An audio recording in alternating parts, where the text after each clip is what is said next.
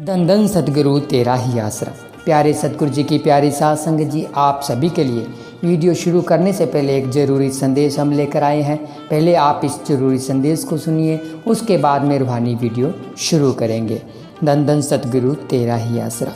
सतगुरु प्यारे की प्यारी साध संगत जी, हो सकता है आपको हमारी वीडियो अच्छी न लगे, लेकिन जब आप वीडियो को देखने आ ही जाते हो वीडियो में, तो आप एक कमेंट और कमेंट में पवित्र नारा ज़रूर लगाएं।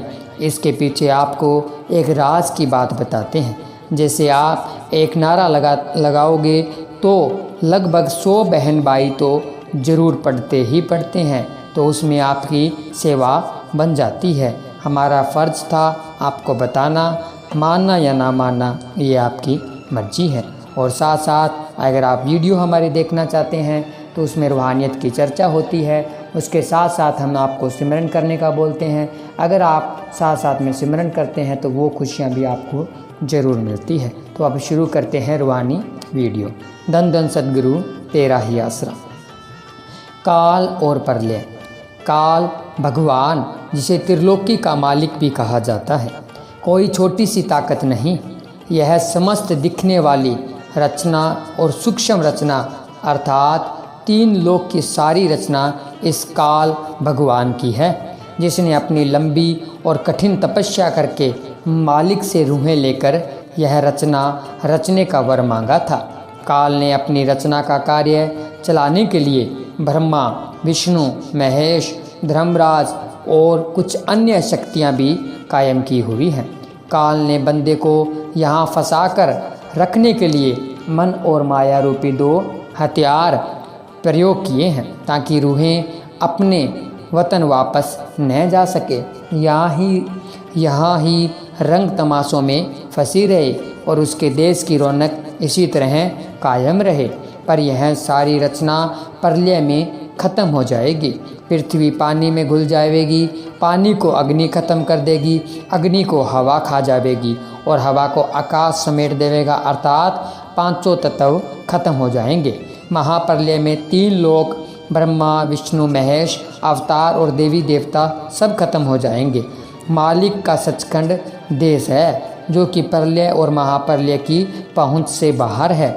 इसलिए काल की रंगीन रचना में नहीं फंसना चाहिए, बल्कि कुल मालिक के मिलाप के लिए तड़फ पैदा करनी चाहिए। मन, प्रत्येक इंसान के अंदर 2 शक्तियां हैं, एक आत्मा और दूसरा मन। आत्मा कुल मालिक की अंश है, जिसके सहारे यह शरीर चलता है। इसका काम ठीक विचार देना और मालिक को मिलने की तड़प पैदा करना है। पर साथ ही इस त्रिलोकी के रचनहारे काल भगवान ने अपनी ताकत बिठा रखी है।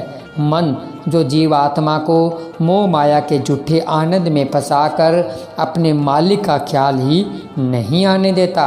हम कई युगों से काल के देश में होने के कारण मन के अधीन हो रहे हैं, इसीलिए उसी का कहा मानते हैं। वह हमारे ऊपर हुकूमत कर रहा है। आत्मा बेचारी कमज़ोर और विरोधी ताकत के रूप में है। उसकी बात मन सुनने ही नहीं देता।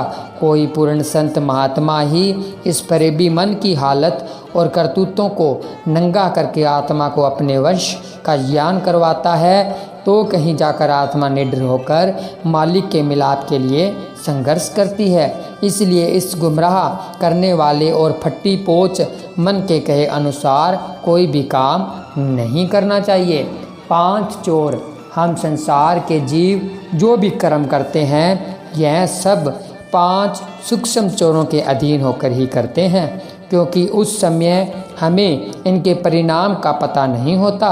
हमें मालिक के सदा रहने वाले आनंद का पता नहीं तो हम इस झूठे वह अस्थायी आनंद में फंसे हुए हैं।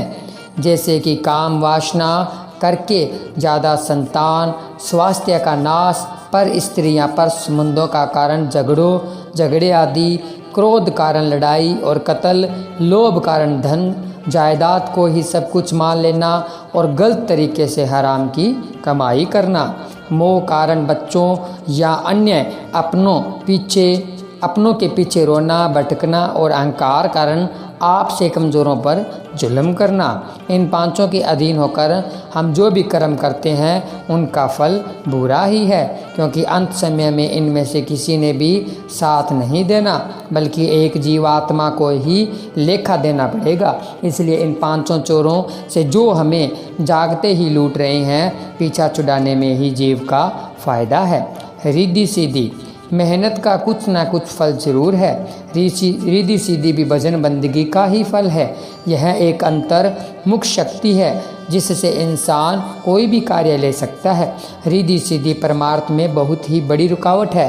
यह शक्ति हासिल हो जाने कारण जीव अपने आप को बड़ी ताकत समझ बैठता है और मालिक के किए हुए को अपनी ताकत से बदलकर अपने आप को एक अपार ताकत कहलाना चाहता है। वह लोगों को पुत्र, जमीन, धन, ओहदा प्राप्त करने, मुकदमे जीतने और अन्य दुख दूर करने के वचन करता है, पर यह ठीक नहीं। हमें मालिक के कामों में दखल नहीं देना चाहिए। वह जो भी करता है वह ठीक ही करता है, पर यह बहाना मानने की बात किसी पूर्ण महात्मा में ही हो सकती है।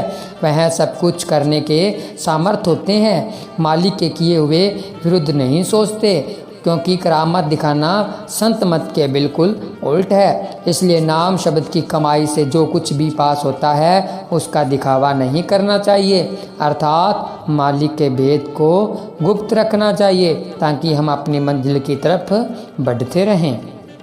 बाणा, जीवन दुख सुख का एक खेल है जो कि हमें खुशी खुशी और बहादुरी से खेलना चाहिए। मेहनत करना हमारा फ़र्ज है, पर उसके अच्छे या बुरे परिणामों में हम खुश या उदास नहीं होना चाहिए। सहनशीलता पैदा करनी चाहिए, क्योंकि रोने से दुख कम नहीं होते। यह तो कर्मों के फल है, इसमें किसी का दोष नहीं। जैसे विद्यार्थी के किए पेपर के अनुसार ही अध्यापक नंबर देता है, वह किसी को जानबूझकर फेल या पास नहीं करता।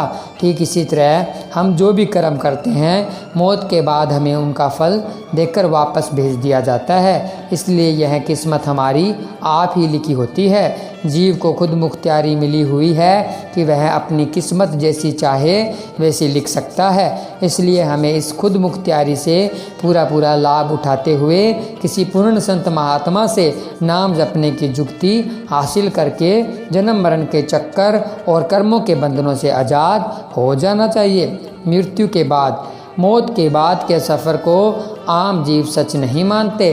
बेशक मरने के बाद कई जीवों के दोबारा जिंदा हो जाने पर उस समय का आंखों देखा हाल बयान करने की उदाहरणें मिलती है, लेकिन फिर भी जीव मौत के बाद कोई धर्मराज, जमदूत, हिसाब किताब, स्वर्ग, नरक या कर्मों के अनुसार दोबारा जन्म को बिल्कुल भी नहीं मानते। वह सबकी मौत को एक जैसा मानते हैं, पर यह ठीक नहीं। बेशक यह 5 तत्व का शरीर सबका यही रह जाना है।